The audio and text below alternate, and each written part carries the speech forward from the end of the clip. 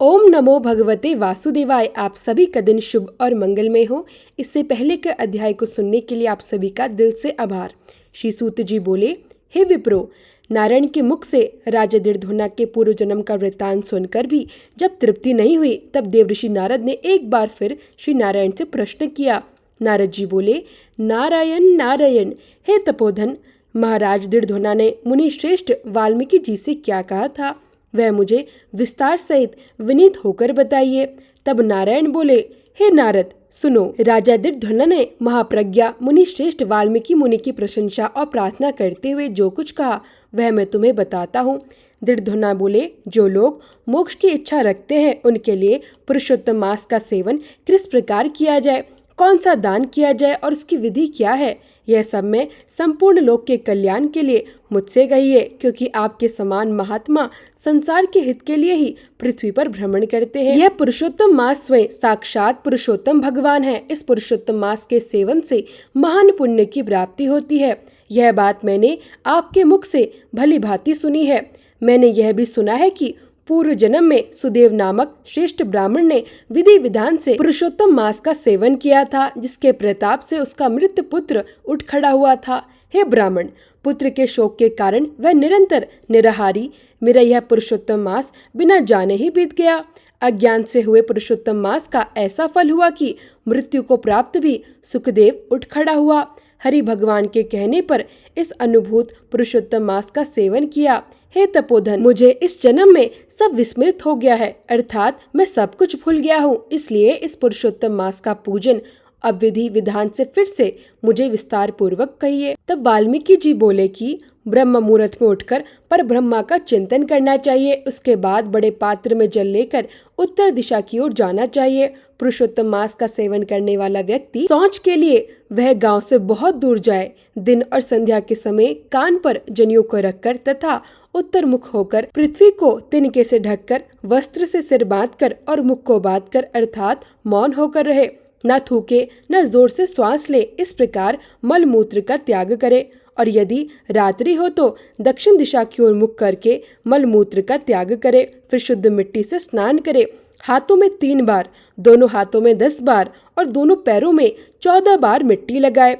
यह गृहस्थ आश्रमी को शौच कहा गया है। इस प्रकार शौच कर मिट्टी और जल से पैर और हाथ धोकर फिर दूसरा कार्य करे। तीर्थ में शौच न करे, तीर्थ से जल निकालकर शौच करे।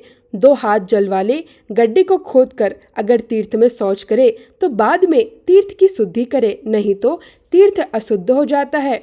इस प्रकार पुरुषोत्तम मास का उत्तम व्रत करने वाला व्यक्ति शौच करे। इसके बाद 16 अथवा 12 बार कुल्ला करे और मूत्र का त्याग करने के बाद 8 या 4 बार कुल्ला गृहस्थ को करना चाहिए। उठकर सबसे पहले आंखें धोए, फिर दातुन लाए और इस मंत्र को अच्छी तरह कहकर दांत साफ करे।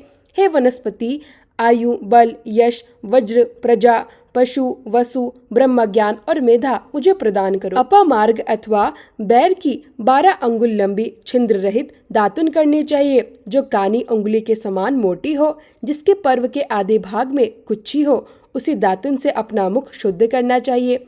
रविवार के दिन लकड़ी से दातुन करना निषेध माना गया है, इसलिए 12 बार कुल्ले से मुख शुद्धि करे।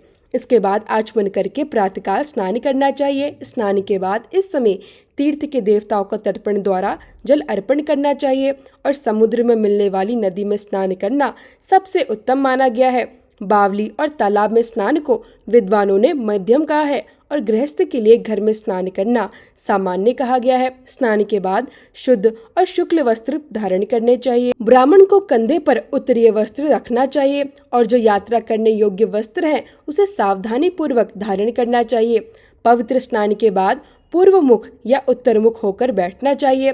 शिखा यानी चोटी बांधकर दोनों जांघों के बीच हाथ रखकर आचमन करना चाहिए। उसकी पवित्री हाथ में धारण कर आचमन क्रिया करनी चाहिए। ऐसा करने से पवित्री अशुद्ध नहीं होती, परंतु भोजन करने से पवित्री अशुद्ध हो जाती है। इसलिए भोजन करने के बाद उस पवित्री का त्याग करे। आचमन के बाद गोपी चंदन की मिट्टी से तिलक धारण करना चाहिए। वह तिलक सीधा, सुंदर और दंड के आकार का होना चाहिए। कभी कभी त्रिपुंड भी धारण करना चाहिए, जिसमें बीच में हल्का छिद्र हो। उर्गपुंड में लक्ष्मी जी सहित भगवान विष्णु का वास माना गया है और त्रिपुंड में पार्वती जी सहित साक्षात भगवान शंकर का वास होता है। जिस तिलक में छिद्र नहीं होता, कुत्ते की पैर के समान माना गया है, उसे विद्वानों ने निषेध बताया है। सफेद तिलक ज्ञान देने वाला होता है और लाल तिलक वशीकरण का प्रतीक माना गया है। पीला तिलक समस्त रिद्धियों को देने वाला माना गया है। अन्य प्रकार के तिलक नहीं लगाने चाहिए। गोपी चंदन की मिट्टी से शंख, चक्र, गदा, पद्म आदि के चिन्ह धारण करना चाहिए। यह सभी पापों का नाश करने वाला और पूजा का अनिवार्य अंग माना गया है। जिस व्यक्ति के शरीर पर भगवान के चिन्ह होते हैं, उसे सामान्य मनुष्य नहीं समझना चाहिए। वह भगवान के समान माना जाता है। जो शंख, चक्र आदि चिन्हों को नित्य धारण करता है, उस मनुष्य के पाप पुण्य रूप हो जाते हैं।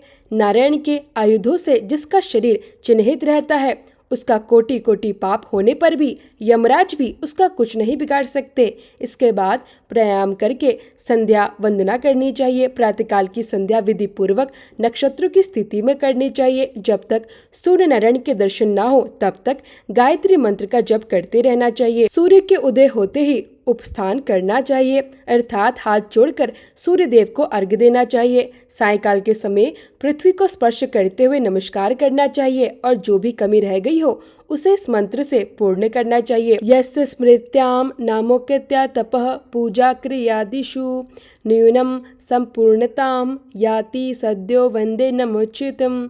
जो ब्राह्मण, क्षत्रिय और वैश्य श्रद्धा के साथ संध्या करता है, उसको तीनों लोकों में कुछ भी दूसरी प्राप्त नहीं होता, उसको सब कुछ प्राप्त हो जाता है। इस प्रकार दिन के प्रारंभ भाग यानी प्रातःकाल की सभी नित्य क्रियाएं पूर्ण करनी चाहिए। इसके बाद श्री हरि भगवान की पूजा करनी चाहिए। पूजन के लिए शुद्ध स्थान में मौन और पवित्र भाव से स्थित होकर बैठना चाहिए।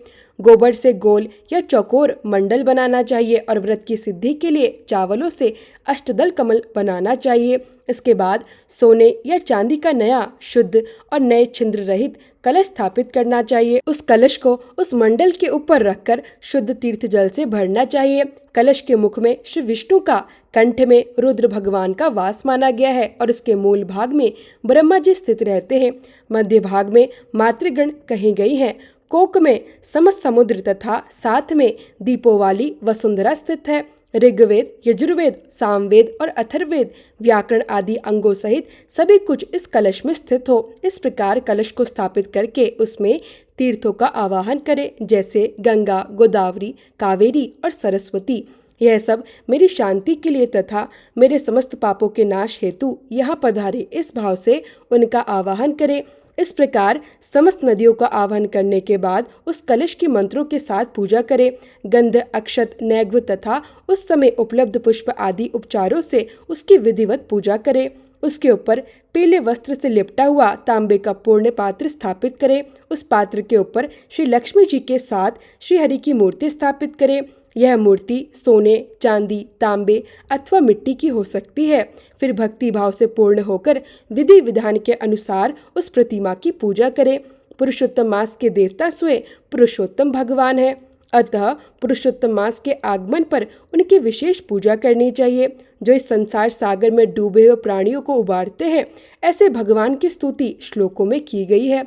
जो मनुष्य मृत्यु धर्म को जानकर भी पूजा नहीं करता, उसे जीवन में बार बार बहुत कुछ प्राप्त होता है, जैसे ग्राम, धन, पुत्र, घर, शुभ अशुभ कर्म सब फिर मिल जाते हैं, किंतु शरीर बार बार नहीं मिलता। इसलिए इस शरीर की रक्षा धर्म के लिए होती है और धर्म की रक्षा ज्ञान के लिए होती है तथा ज्ञान से ही मोक्ष की प्राप्ति सुलभ होती है। इसलिए धर्म को अवश्य करना चाहिए। देह रूपी वृक्ष का फल सनातन धर्म कहा गया है। जो शरीर धर्म से रहित है, अर्थात जिसने कभी धार्मिक कार्य नहीं किया, उसका जीवन निष्फल होता है। साहित्य के लिए न माता कही गई है, न स्त्री पुत्र आदि कहे गए हैं और न पिता, न सहोदर भाई, केवल धर्म ही उसका प्रधान सहायक होता है। बुढ़ापा सिंगिनी के समान भय देने वाला कहा गया है और रोग शत्रु के समान कष्ट देते हैं। फूटा हुआ बर्तन जैसे पानी नहीं रोक पाता, वैसे ही आयु भी प्रतिदिन क्षीण होती जाती है।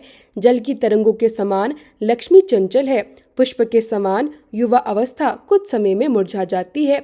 स्वप्न के राज्य के समान संसार के सुख भी क्षणभंगुर है। धन चंचल है, चित्त चंचल है और संसार के सुख भी स्थिर नहीं है।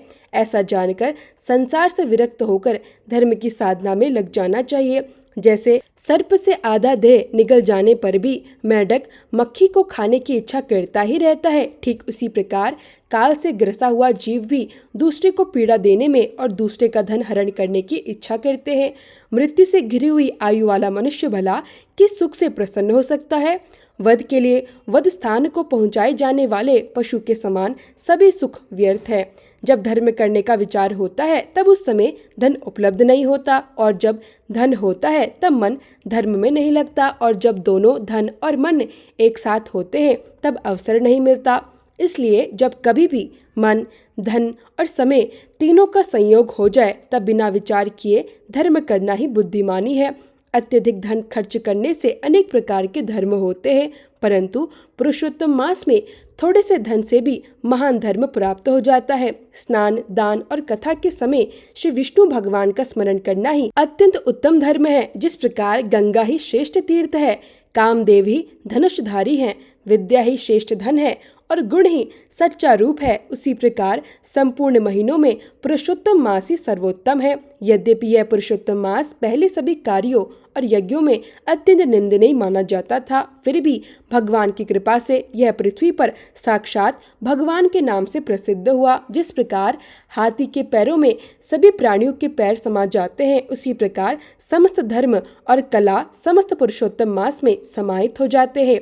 जैसे नदियों की तुलना गंगा से नहीं की जा सकती, कल्प वृक्ष के समान दूसरा वृक्ष नहीं होता, चिंतामणि के समान दूसरा रत्न नहीं होता, कामधेनु के समान दूसरी गाय नहीं होती, राजा के समान दूसरा पुरुष नहीं होता और वेदों के समान दूसरा शास्त्र नहीं होता, उसी प्रकार सभी पुण्य काल पुरुषोत्तम मास के समान नहीं हो सकते।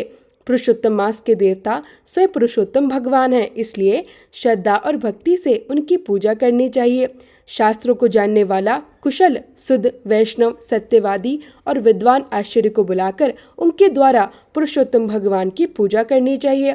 जो मनुष्य मोक्ष की इच्छा रखता है वह अपने अंतःकरण के मोह, क्रोध, लोभ, अहंकार आदि रूपी बड़ी मछलियों से भरे इस संसार सागर को पार करने की इच्छा करता है। ऐसा व्यक्ति इस भारतवर्ष में आदिदेव पुरुषोत्तम भगवान की विधिवत पूजा अवश्य करे। इस प्रकार वाल्मीकि जी ने देव शर्मा को पुरुषोत्तम मास की पूजा का विधान बताया। इसके बाद उन्होंने प्रतिमा की प्राण प्रतिष्ठा का विस्तार पूर्वक वर्णन किया और उसकी संपूर्ण विधि बताई।